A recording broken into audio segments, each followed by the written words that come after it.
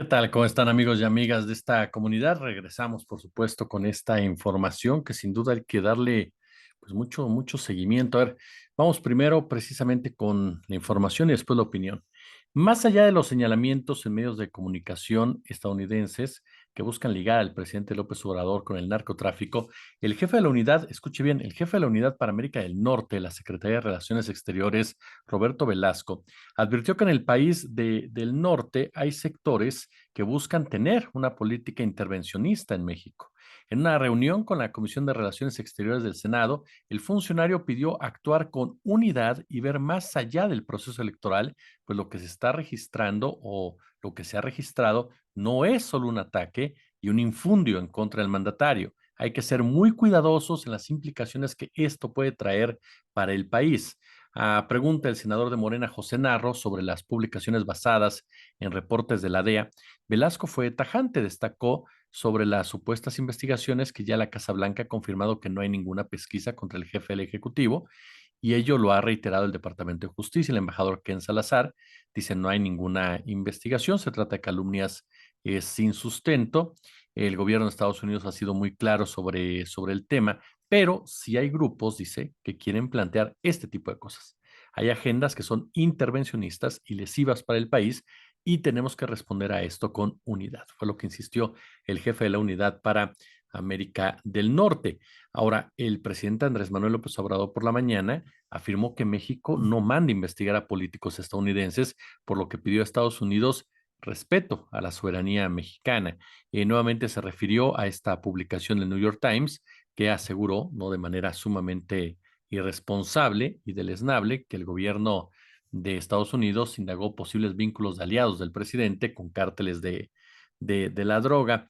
¿Qué fue lo que dijo López Obrador? Nosotros estamos pidiendo respeto porque nosotros no mandamos a los de inteligencia del Estado mexicano a que vayan a investigar a políticos de Estados Unidos, no hacemos eso, no mandamos espías a China ni a Rusia, no estamos metidos en Estados Unidos viendo quién de los que venden armas están también financiando a diputados y senadores de ese país, duro y a la cabeza el presidente de la República, ¿eh? Y a varios les ha de haber zumbado, pero bueno.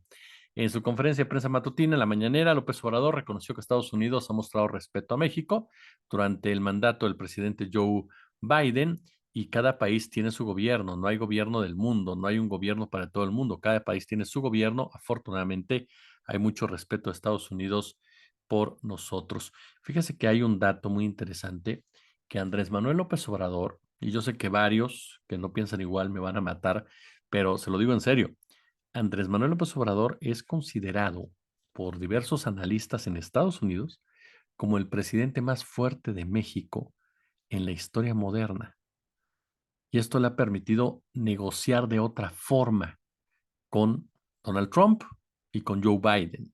Mucha gente, es cierto y tendrá razón, se cedió en muchas cosas con Trump, sobre todo en el tema migratorio, porque Trump supo jugar muy bien también a las fuercitas, pero López Obrador supo manejarse de tal forma que logró salirse muchas veces del atolladero en donde lo había metido y poder manejarse de otra forma para evitar las bravuconadas, las bravatas, las acciones histéricas de este hombre que está a punto de regresar a la Casa Blanca, uno de los personajes más nefastos que se puede esperar de la política internacional, aunque Joe Biden no le pide absolutamente nada. Es más, yo siempre he creído que es más cruel Joe Biden que Donald Trump, ¿eh? Donald Trump te puede caer muy mal por su actitud soberbia, déspota, narcisista, corriente, pero Biden es un criminal de guerra. Hay que ver nada más sus antecedentes y hay que ver todas las decisiones que tomó vinculadas precisamente a invasiones, a bombardeos, a venganzas durante la gestión de Barack Obama, en donde fungió como vicepresidente y lo que está haciendo actualmente en la Casa Blanca, aunque ya esté muy, pero muy senil. Pero lo cierto es que ese es el papel de López Obrador y que le ha permitido poner ciertas barreras en momentos en los cuales con Enrique Peña Nieto valieron para dos cosas y ni hablar con el sometimiento de Felipe Calderón y del propio Vicente Fox Quesada. Nunca vamos a tener una total independencia de Estados Unidos por las mismas asimetrías que existen, por los vínculos como tales, porque es un imperio, en pocas palabras, que tenemos soplándonos todos los días a la nuca. Pero sí hay maneras de ejercer la relación y sí hay maneras de pararse frente al más grande. Eso es un hecho, al más grandote, no al más grande, al más grandote. Y en ese sentido, con sus claroscuros, por supuesto, el tema migratorio, insisto, es indefendible, pero con sus claroscuros me parece que López Obrador ha hecho un buen trabajo en ese sentido. Y de ahí precisamente en que este tipo de exigencias tengan en un momento dado respuesta prácticamente inmediata y que, bueno, haya otro sector en los Estados Unidos que quiere la cabeza de López Obrador. ¿Por qué? Porque ha tomado decisiones, como le hemos estado diciendo en estos días, que ha golpeado directamente sus intereses, particularmente lo que tiene que ver con la guerra en contra del narcotráfico. Aunque mucha gente aquí lo quiera minimizar, aunque mucha gente aquí lo lleve a la burla, aunque mucha gente aquí no, que nunca atendió la violencia, ni analizó la violencia de fondo, ni el tema del narcotráfico, que ahora se sienta dueño de esa verdad y trate de vender las cosas solamente con base a un pizarrón. La realidad es que sí hay avances, no los que todo el mundo hubiéramos querido, no los que todos quisiéramos en este instante, pero después de tantos años de un abandono en materia de seguridad, en donde sí se dejó hacer a los narcos lo que quisieran, yo siempre me he preguntado, ¿por qué hay gente en México que cree que Felipe Calderón no dejó a los narcos hacer lo que querían? Porque desplegó al ejército y la marina, por favor, no se chupen el dedo. ¿Para qué los desplegó? Para generar mayor violencia como forma de control social. Los narcos operaban libremente. Los Zetas hicieron lo que quisieron. Por favor, hombre, basta, péguenle a los libros, los que no piensan así. Basta ver a los Zetas lo que hacían en Coahuila, lo que hacían en Durango, lo que hacían lo que hacían en Coahuila, en Durango, en Zacatecas. Basta ver lo que hacía el cártel de Sinaloa, en lo que Sinaloa, por supuesto, lo que hacía el cártel de Juárez en Chihuahua, lo que hacían en Tijuana, lo que hacían precisamente ahora, lo que hacen en Guanajuato. Es decir, durante las gestiones panistas. Es decir, ¿de qué me hablan cuando me dicen, no, es que Calderón sí combatió al narco? No es verdad. Combatió a la pobreza, pero en el sentido de criminalizarla. Cuando le declaró la guerra contra el narco, se fue en contra de las personas que vivían del narcotráfico, pero no de los sicarios, no de los lavadores de dinero, no de los políticos, no de los generales, no de los empresarios. Se fue en contra de la sociedad que no había de otra, de los campesinos, por ejemplo, que sembraban, por citarle un caso, por sicarios ahí de poca monta, hasta que llegaba un punto en el cual la orden venía, hay que detener al resto. Ajá. Iban poco a poco sobre las cabezas. O algunos se salía el guacal, como el caso de Arturo Beltrán Leiva, que es el mejor ejemplo, ¿no? Los Beltrán hicieron y deshicieron hasta que se salieron del Huacal y se les ocurrió retar a García Luna y al ratito los mataron. Les echaron a la marina y se acabó el asunto con Beltrán Leiva, con el llamado Barbas, el llamado jefe de jefes para algunos. Quisieron detener a la Barba y la detuvieron. Quisieron agarrar a Héctor Beltrán, lo agarraron. Ajá. Entonces, perdón, los dejaron operar. ¿Por qué? Porque así convenía precisamente al negocio del crimen organizado. Mucha gente está muerta, desaparecida, porque Felipe Calderón y Peña Nieto los dejaron hacer. Así de simple. Ajá. Que los sacaron de los medios es otra cosa y que los medios nos gustó hacernos tontos durante mucho tiempo fue otra cosa. Pero la violencia siempre estuvo ahí, aunque no hiciera tanto ruido. Ajá. Y sin embargo, ahora nos dicen, no, es que López Obrador lo está dejando hacer. El país está completamente descontrolado. Y queremos ignorar lo que es la violencia políticamente organizada, ¿no? Por ejemplo. Y queremos ignorar un dato que es brutal, el número de muertos con lo que López Obrador deja el país, muertos anuales, que es menor a como lo recibió, y eso no se había visto en ningún sentido. Ajá. Ni con Fox, ni con Calderón, ni con Peña Nieto. Y eso no se quiere aceptar. ¿Por qué? Porque no conviene aceptarlo, porque se cae completamente este discurso que tratan de fomentar desde la oposición, que es del miedo. Ahora, sobre este tema del intervencionismo, a ver, tenemos que ser muy claros, desde que a principios del siglo XIX se estableciese en Estados Unidos la llamada doctrina Monroe, el intervencionismo estadounidense en el continente americano ha sido una práctica habitual, creciente, durante más de un siglo. Sobre todo recuerdan el contexto de la Guerra Fría. Inicialmente, la lógica de América para los americanos era un alegato anticolonial promulgado desde Washington para prevenir las intervenciones europeas en suelo americano, ¿no? Una vez todas o la mayoría de las colonias en el continente se habían ya independizado. Sin embargo, el peso político y económico de Estados Unidos acabó mutando este mensaje hasta convertirlo en un arma intervencionista, así de sencillo. en un arma en donde se meten a donde quieran y en donde han provocado una enorme cantidad de golpes de Estado, de tragedias, de violencia.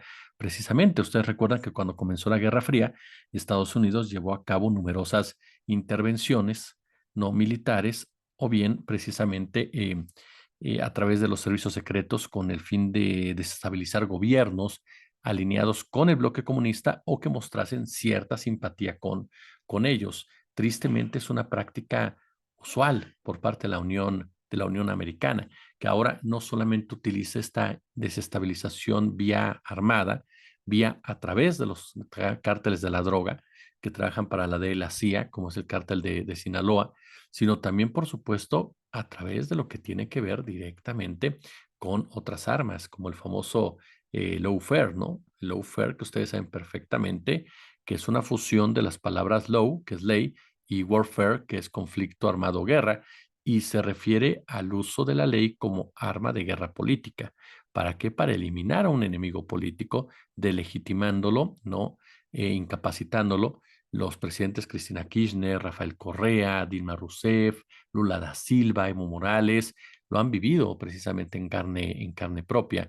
La comunidad jurídica ha resumido sus tácticas como manipulación del sistema legal, dar apariencia de legalidad a la persecución política, uso de demandas sin mérito, sin contenido, con acusaciones frívolas, abuso del derecho para dañar y deslegitimar a un adversario, promoción de acciones legales para desacreditar al adversario, intento de influir en la opinión pública, uso del derecho para obtener publicidad negativa o bien opresiva, judicialización de la política, el derecho como herramienta para conectar medios y fines políticos, promoción de la desilusión popular, crítica a quienes utilizan el derecho internacional y los procesos judiciales para presentar demandas contra el Estado, uso del derecho como medio para constreñir y castigar al adversario, acusación de inmorales e ilegales las acciones del enemigo con el fin de frustrar los objetivos precisamente contrarios, y las situaciones límite del lawfare se crean mediante un paciente y minucioso camino, ¿no? Que empieza por afirmar el poder político del Poder Judicial. Esto a través de sus decisiones judiciales, y ha sido también abundante la desacreditación, destrucción o desvanecimiento de acciones del gobierno progresista, por ejemplo, de López Obrador, que buscan combatir la corrupción del régimen neoliberal o desarrollar obras necesarias. Y es ahí en donde el Poder Judicial se ha vuelto la guarida de la derecha en nuestro país. Esta connivencia del Poder Judicial con las derechas partidistas le ha entregado a los sectores reaccionarios todo aquello que no consiguen en las urnas y se ha convertido en la mayor rémora para el proyecto transformador, perdón, usted, elegido por la mayoría de los ciudadanos. Ahora, cuando habla el funcionario de la Cancillería de que no es el gobierno norteamericano, pero es un sector en particular, tiene toda la razón.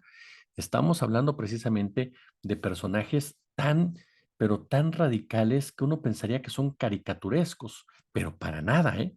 Y lo vemos con el propio Donald Trump, que ha insistido abiertamente en que por él, en cuanto gane la presidencia de la República, va a cruzar la frontera con el ejército norteamericano y va a ir en contra de los bad hombres. Mire, México ha sido por años uno de los aliados más cercanos de Estados Unidos, tanto durante los gobiernos demócratas como republicanos. Sin embargo, nos topamos ahora en esta campaña electoral de Estados Unidos con una abierta hostilidad que algunos me dicen es un asunto electoral. Yo no lo minimizaría tanto, sobre todo por lo que vemos en nuestro país. Hay ejemplos muy extremos, perdóneme el pleonasmo, pero hay ejemplos extremos, como por ejemplo los diversos llamados de los candidatos presidenciales republicanos a bombardear México, ¿no? O los pedidos de enviar soldados como una medida unilateral para detener el tráfico ilegal de drogas, lo cual sería un acto de guerra. Donald Trump, por ejemplo, fue el que abrió el camino. Durante su presidencia consultó con funcionarios de defensa sobre la posibilidad de un ataque con misiles en contra de México, y en la campaña presidencial de 2024 apoya, le reitero, la acción militar. Ron DeSantis, por ejemplo, ha pedido el uso de la fuerza letal y un bloqueo naval de los puertos mexicanos para detener a los narcos. Otros candidatos pues más moderados, como Tim Scott o Nikki Haley, también han respaldado que el ejército actúe en contra de los cárteles de droga en nuestro país. ¿no? Por ejemplo, recuerdo una declaración de Haile que dijo, ¿sabes qué le dices al presidente mexicano? O lo haces tú o lo hacemos nosotros, pero no vamos a permitir que continúe toda esta ilegalidad. Estos llamamientos, que insisto, parecen salidos de un western, la realidad se han convertido ya en un foco de debate en torno a un sector de la ultraderecha norteamericana, ¿no?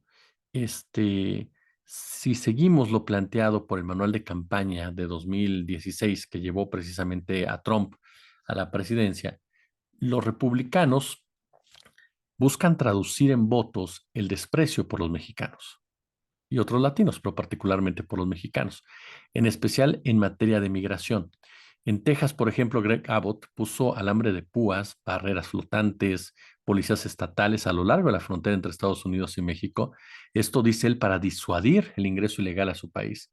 El gobierno federal de Joe Biden de plano le dijo que quitara eso, ¿no? O sea, que no podía dejarlo así.